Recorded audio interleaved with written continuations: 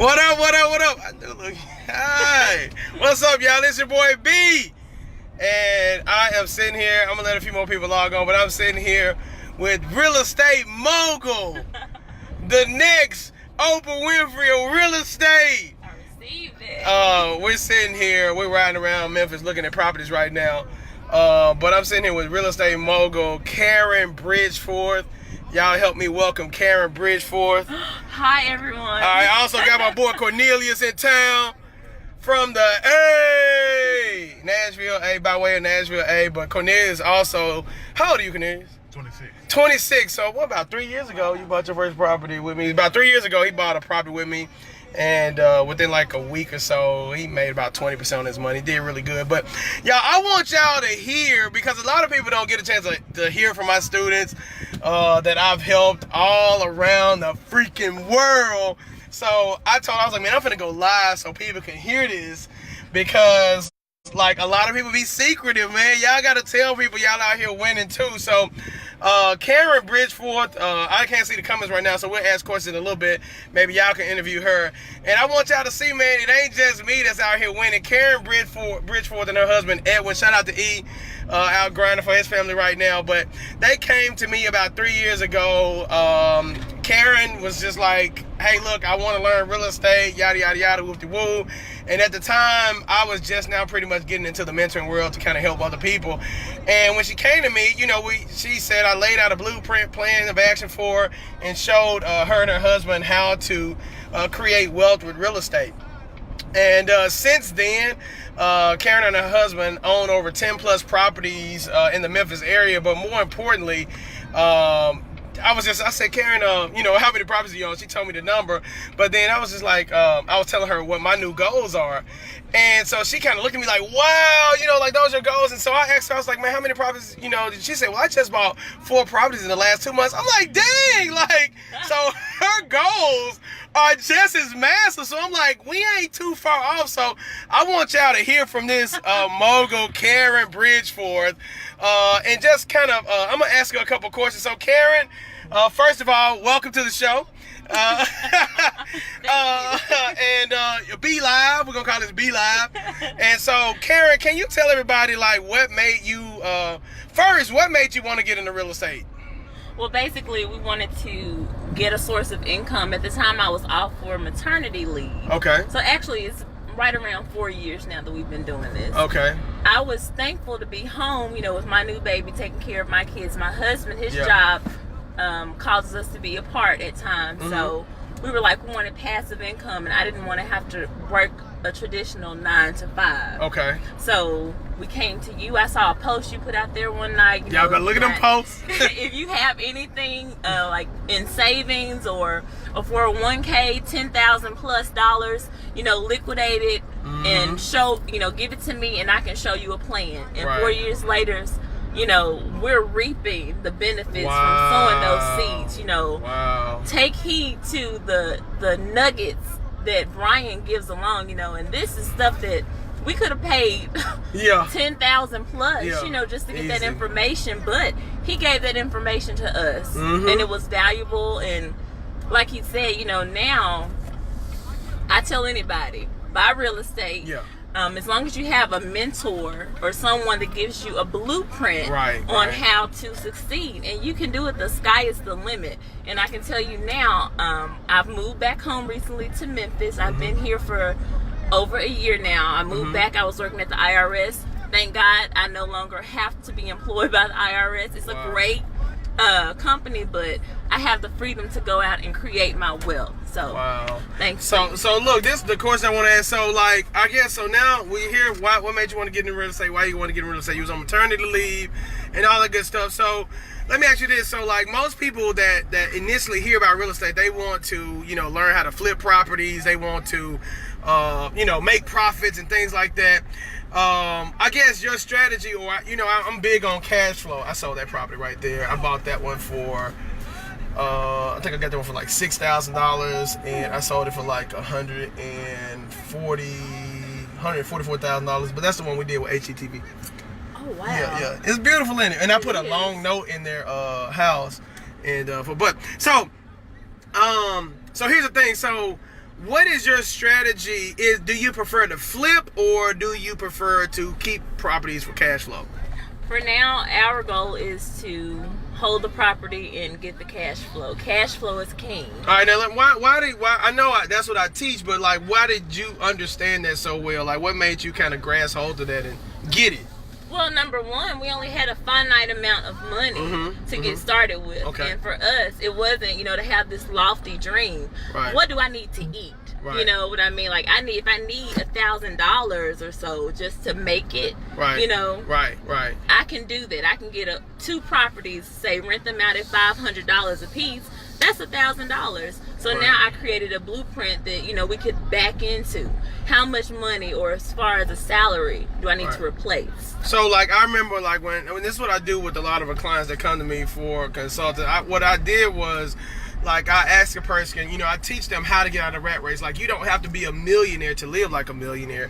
And, you don't have to be a millionaire to, get into real estate and have properties. So I find out, I do this cash flow analysis to where, if your expenses are, let's just say $2,000 a month, and you have to go to work for that. What I show you how to do is how you can get you a few properties, and we'll talk about funding and all that other stuff, but how to get yourself a few properties, and then when you get a few properties, it's going to exceed. That's going to be money that you're going to make without having to go to work for it. And when that amount of money that you're making as profit is exceeding your total monthly expenses, you're officially out of the rat race. So, with the amount of properties that Karen has, she was successfully, how long, well, I know you got off your job, but how long were you able to get to the point to where you was for sure that you didn't have to go back from the cash flow that you make? Oh, man.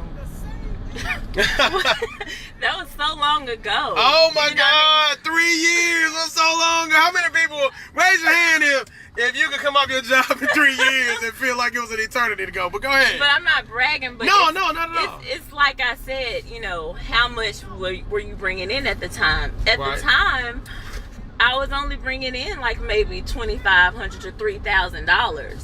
So we bought like 4 properties in that first year, and that was really great. So you mean to tell me that it's possible? Now, we are in Memphis, Tennessee, the mecca, the capital of buying properties for low discounted prices. Holla at your boy, holla at your girl Bridgeforth. We got plans. But so it's possible to buy that many properties in a year's time. Some people have that as a 5-10 year goal. It's possible, as long as you have the financing tools. Look, where there's a will, there's a way. That's true. The only thing you need is faith, a plan, and some willpower to actually follow through and be persistent with it. Now, yes. let me ask you this, Karen. Like, you didn't have that issue. Like, so like a lot of people are kind of scared. Like, and I know me, I live fearless in a lot of ways, but so like, did you feel the fear of doing, moving forward and stepping into, the stuff that I was advising you to do? It is a little leery, but I guess Edwin and I, my husband and I, we had to actually take into account, are the fears, does it outweigh the possibility of what could be, the greatness? So, like I said, faith has to come into play. Wow. And I knew, both of us knew us going to work for somebody for 30 years, and then you come out with a retirement and still have to go to work and have a plan B and C and D. Right. That wasn't going to work for us. So, I guess the biggest thing is, so you didn't plan to fail. Right. You planned to win. There was no other option. My husband has this phrase where he says, this shit gotta work. Yeah. So it has to work. It has to work. So I think a lot of people that, are thinking about or fearful or stepping into making a decision to just do something, to just be great, you have to plan to win. And if you plan to win when you come across obstacles, then you're still gonna win because the plan is to win. You get what I'm saying? So the obstacle is just gonna be a minute speed bump, but it's not gonna be something that stops the ship from moving. Does it make sense? So the next question I want to ask you is, so now that, so let's just say, like, if you are a person that you don't have what you had. Did you have your own startup capital at the time? We did. We took $20,000 that we had saved, and I had a 401k that had about 14 in it. Now, here's the thing. We're not financial advisors by no means. I'm not as well. I'm just a real estate investor and real estate mogul and a mentor to many. But, so, my thing is, so I'm not going to say, would you advise, but, you know, do you feel that, you know, your current 401k, was that a good move for you to put it into real estate? It was an excellent move. Right, so you didn't have the capital outside of the 401k that you were putting with your company, but you had it in your 401k, and that was your seed money. Right. Right, and so you took that seed money and you started to acquire some real estate. Now, the thing about taking that seed money that you worked hard, now, how was that? Like, how did you feel? Like, oh my God, I've been saving this. How long was you working there? 3 years. Okay, so you had that money saved up over 3 years of hard-earned money. And how did you feel tapping into that? Something that you were supposed to save for the next 30 years. I feel fine. Wow. Because, number one, I knew it was a great idea. We called and had a talk with our financial advisor. Okay. And they were like, well, if you keep putting in the same amount in 30 years, you'll have $75,000. Okay, I was just... And my husband and I, we looked at each other. We were like, don't worry about it. We'll take the hit. Go ahead, write us a check for that amount. They're like, well, you're going to have to pay, you know, penalty. That's okay, because I know I can take that money and flip it, and I'll make 2 times more than $75,000. Give me 10 years. You can so give me, and I'll triple my word. But it's only 3 years, and we've already turned a profit. Right. So let me ask you this. So now, we know that the cash flow, you know, is something that you work towards. Takes a month or 2 or 3 or 4, whatever, to kick into place. So the thing about real estate is not just the right now money that you make, whether you're flipping or whether you're investing for cash flow. And we'll have another video where we talk about, you know, the management and how, you know, we manage a portfolio. We'll do that in another video. But the other play that you're working on is this long term. So now that you own over 10 plus properties, you know, let's just say each property is where, I don't know if you own them free and clear or not, but just assuming that you do own them free and clear, you don't have to answer this, but if each property is worth $50,000 to $75,000, all right, so if you got, let's just say, I'm just using as an example, but let's just say she has 20 properties that's worth $75,000 today when she bought them. That means that your net worth, if you did own them free and clear, is now $1.5 million. So here's a game plan. So let's just say if you don't own them free and clear, but and you have a note on them. So the thing that I teach is real estate is just one stream. So as you learn, you know, as you become free and you get out of the rat race of life, you can now make money from other things. Now, this excess, now real estate, you make your money from other things, but you hold on to your wealth in real estate. So now the excess capital that you make from selling hot dogs on the side or selling ass on the side, whatever it is that you're selling, you know, whatever it is you're selling, you take that excess money and you pay it on the debt that's on the houses. And now, any excess capital that you got, and let's just say if you decide to keep your job, you're one of those people that love your job so much and you want to stay there.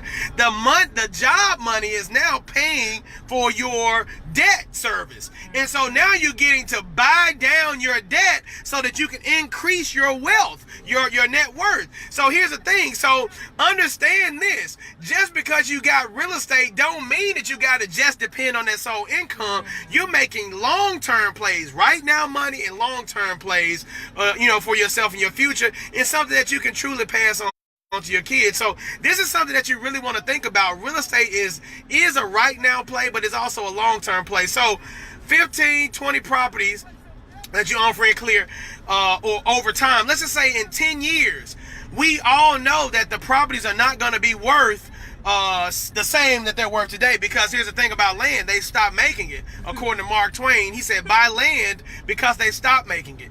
And so anything that they stop making, the demand keeps going up for it. It makes the price go up. So now if the house is worth $75,000 now, in 10 years I would at least give it the benefit of the doubt that it's going to probably be worth maybe $100,000, maybe $150,000. So now instead of being worth $1.5 million in 10 years, it's worth $3 million. You get what I'm saying? And at any given time, if you do need capital, if you got deeds to properties, this is something that my mom and dad taught me, you can always get cash out of property. So you got to look at yourself as a farmer, And a farmer knows how to till the ground to make it profitable, to make it produce fruit, to make it produce a harvest. I want you all to be typing up some questions for Karen. You all get to ask me questions all the time. So you can be thinking of something. I'm going to see if I got any comments. What questions do you have for Karen as I continue to think about some different things that you may want to ask Karen? Being that Karen is totally not me. She's a woman. She's black, right? We have that as an excuse, you know, we say women, you know, women are behind the times, you know, people say all this stuff. She's a black woman. She's young. I won't ask her age. 34. She's 34. She's 34 years old. So what questions do you have for Karen that you would like for me to ask, that if you are sitting where Karen was sitting 3 years ago on maternity leave, wanted to spend time with her children, you know, not go back to work, I would assume. Right. What question would you have? One thing I want to talk to you about. So now here recently, she said, how did you establish, Michael Thaddeus says, how did you establish a system in your business? Oh, wow. Basically, my startup system was following Bryan's. Yeah, boy, me! No, but seriously, he had a well thought out plan for me to follow. I'm a student, you know, I have an MBA, my husband, he's smart. Any person who can listen and read and write, this isn't rocket science. Right, so just follow you a mentor who will give you a plan, and that's how we derived our plan. Right. So the system is something that, like with the right mentors, what she's saying, you should have a plan of action, a definite plan of action that, you know, you can get from them and follow. What was your daily routine? That's what he asked. What was your daily routine? We started out looking at properties. Wanted to buy. I was looking at properties, and then just kind of strategizing. Like, where did I want to be? I had to see the end goal first. So if I knew I wanted 10 properties, you know, I need to have about 100 properties, and then I would start calling people. You know, I want to find the owner. You know, and I'm not going to accept the first term, so I'm writing down like what the square footage and the specs. I'm writing down owners' names, and I'm calling them. You know, I'm getting in their face. You know, I'm gonna be persistent because I want the best deal. That's going to be, you know, the best outcome for my family. So let me say this. Here's another thing. Like y'all.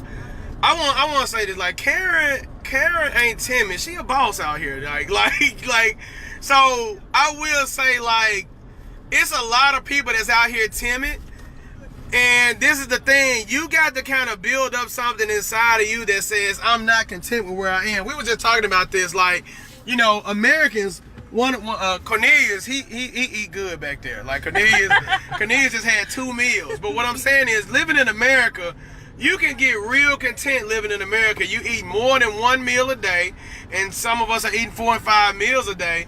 And if you content, if you comfortable, you ain't gonna really have that motivation to move. So, you know, you gotta ask yourself. I heard one of my mentors told me this a long time ago. He said there was this guy went to the store. I'll go real quick with this one. This guy went to the store, and there was this dog laying on the porch, and he was just moaning.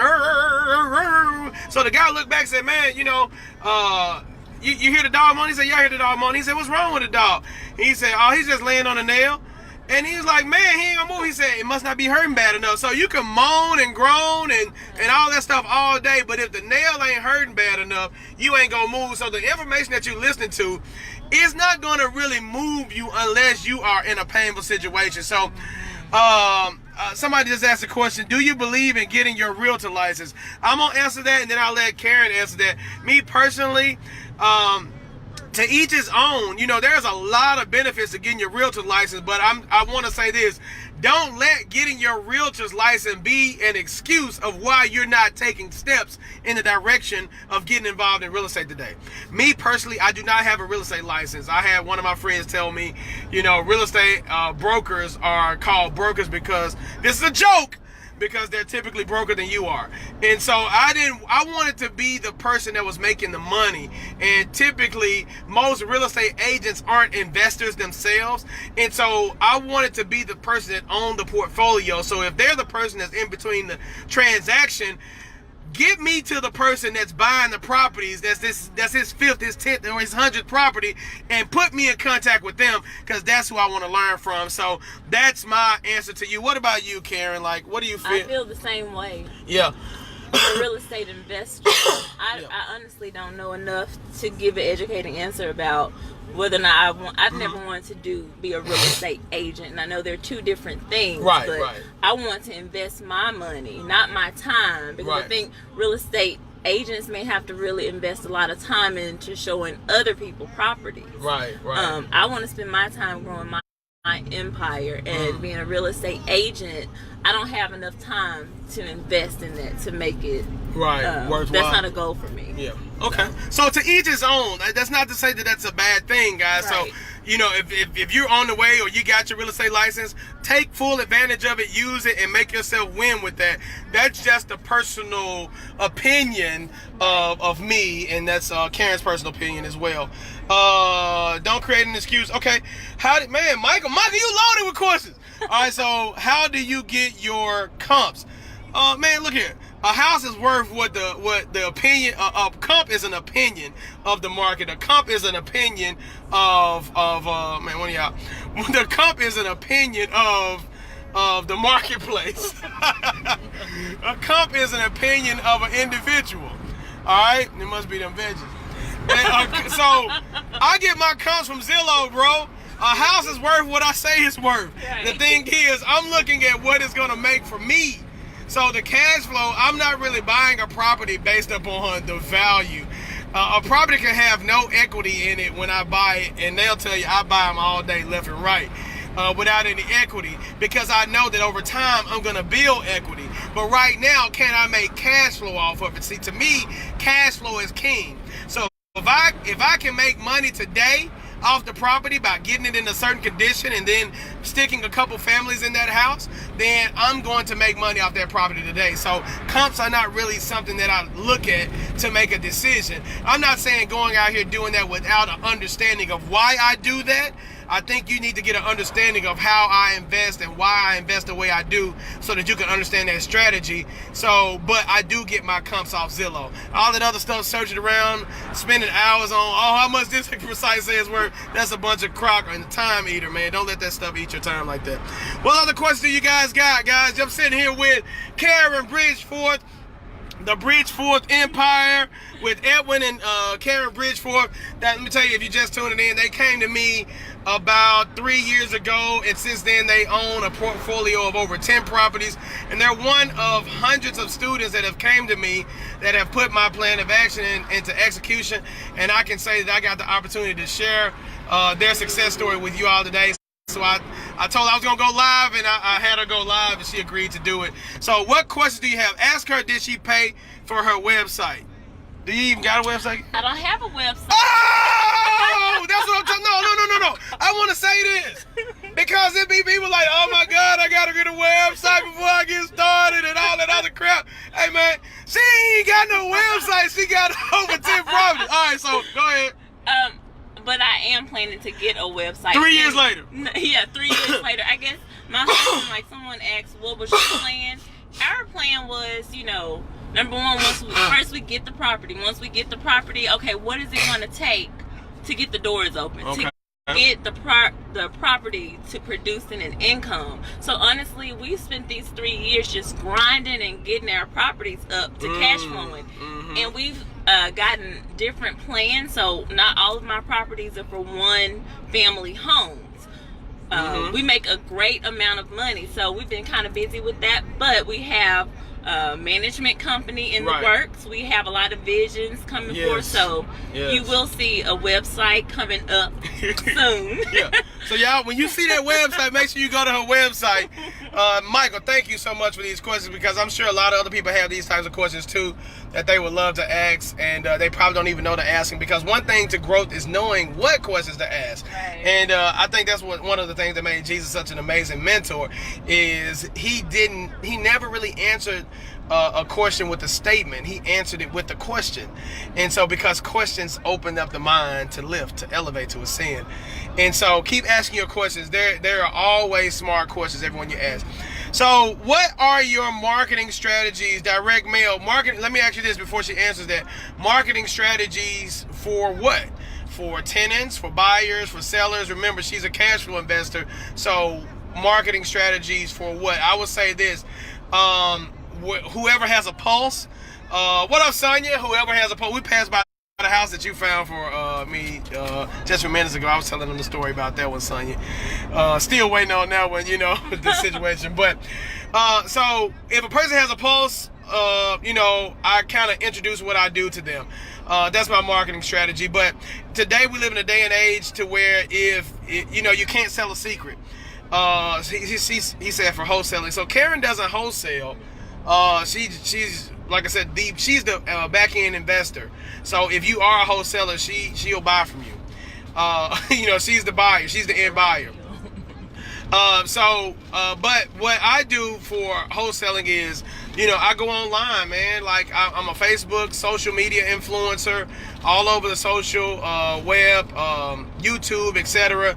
I do videos. Like that's one of the things that I teach in the course, just the wholesalersblueprint.com, just ways to expose yourself. You cannot sell a secret. If nobody knows who you are, you cannot sell a product. So, one of the things you need to spend a lot of time on, of course, 100% is mental. But the other thing is exposure. The difference between good and great is exposure. Expose yourself as much as possible. Some people say, well, I don't want people in my business. Well, you shouldn't be in business if you don't want people in your business. That's what social media is for. It's a platform for you to let people know what you do. And every day, if you follow me, you know that I post probably 15 to 20 times an hour. And I'm posting all day long because I want to let the world know what I do. I want you to share. And if you know people that's looking to get into real estate, make sure you share this, guys. The other thing is, I want to address this question real quick. But that's what I use for marketing. The other thing that I do is I want to address this is, what if you need funding? What if you need capital?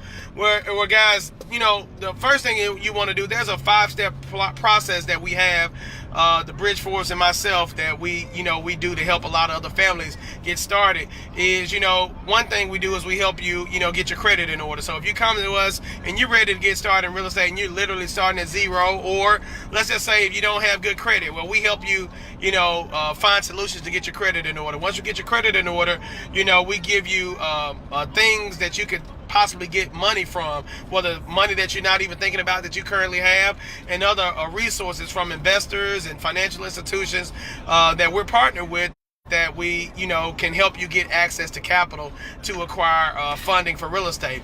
The next thing is we put a business plan in place for you to build residual income to get out of the rat race of life, and we help you put that model into place with our help, or we can kind of steer you in the right direction to do that. So those are some of the things that you want to kind of be thinking about if you're sitting in a position where Karen was just 3 years ago, wondering how to get involved in real estate.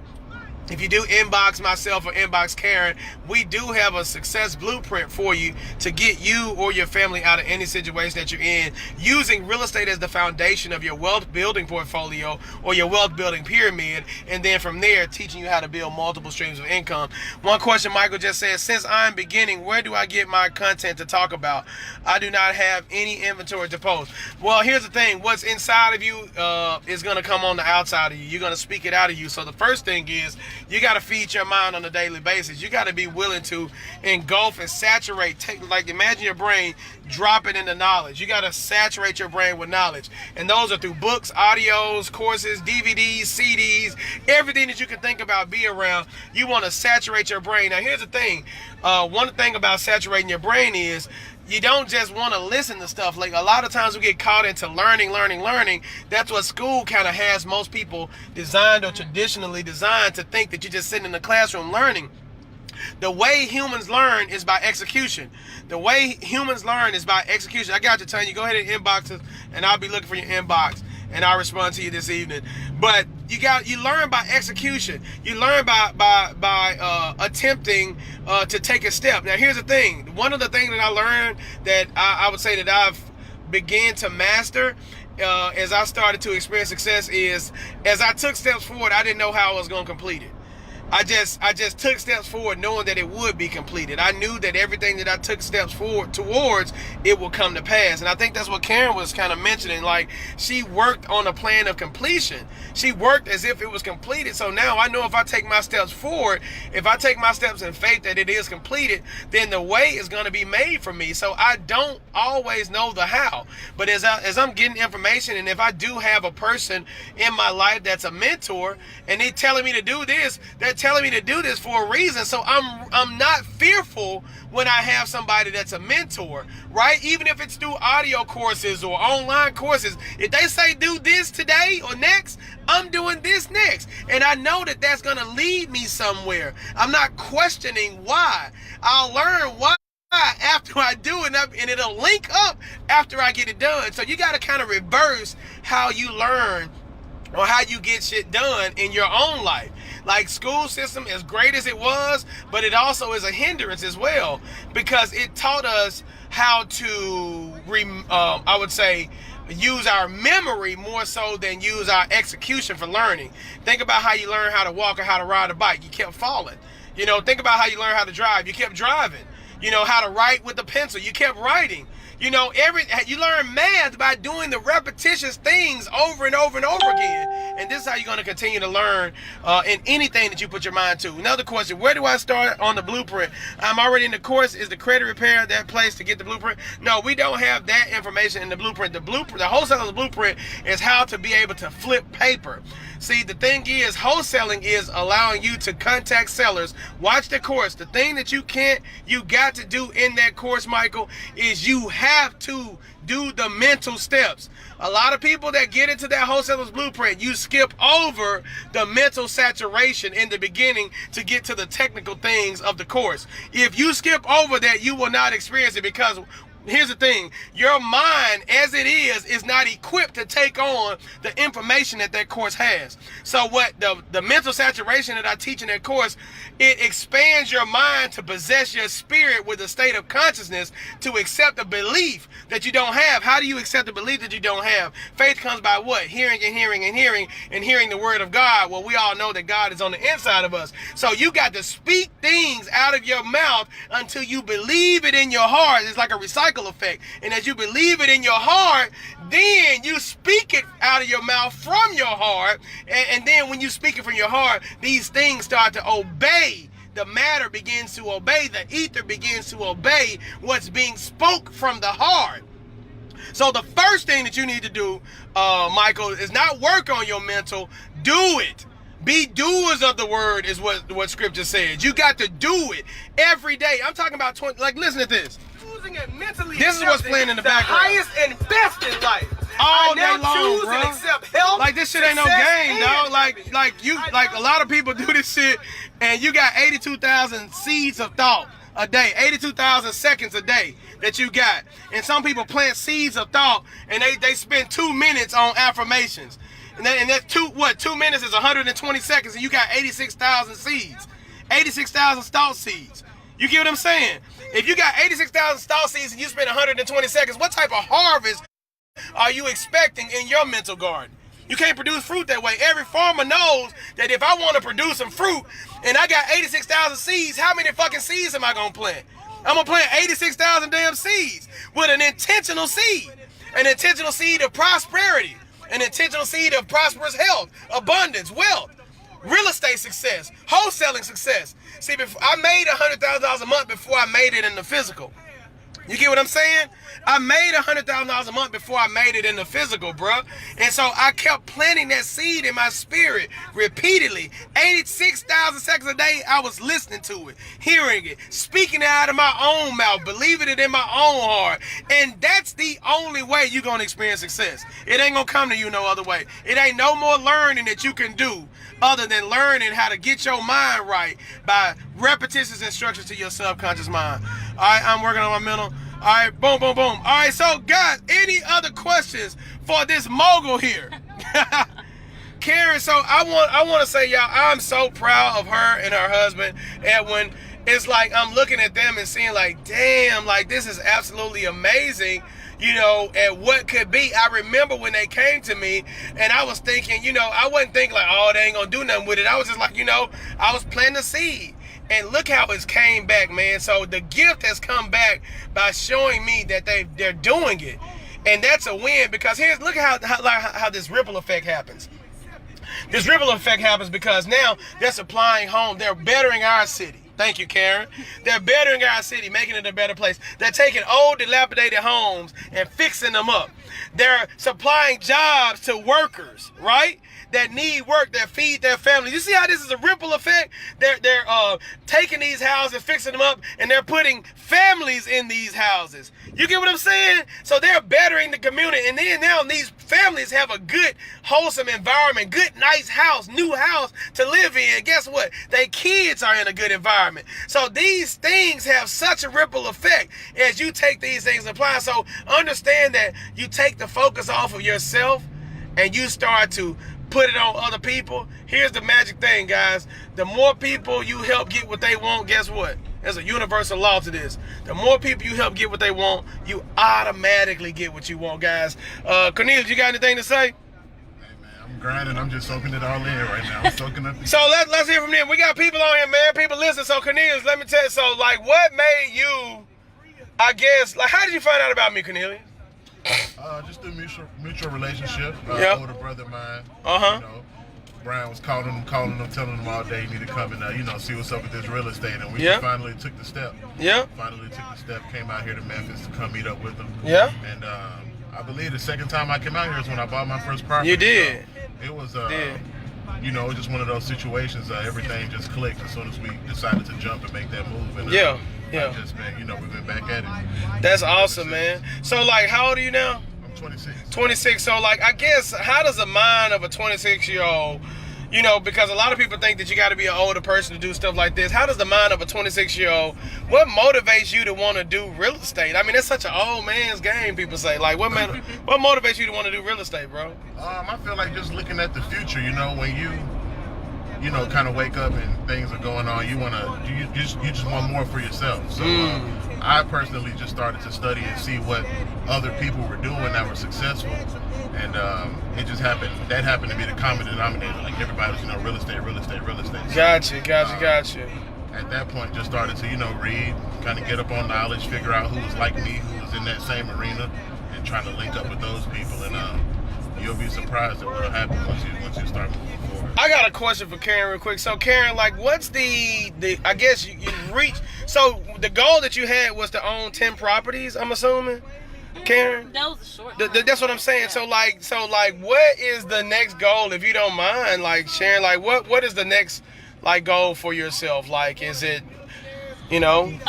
Well, I have several goals and things in the work, but I guess on the real estate side, my husband, our next goal is to get, instead of 10 properties, we want to have 40 properties.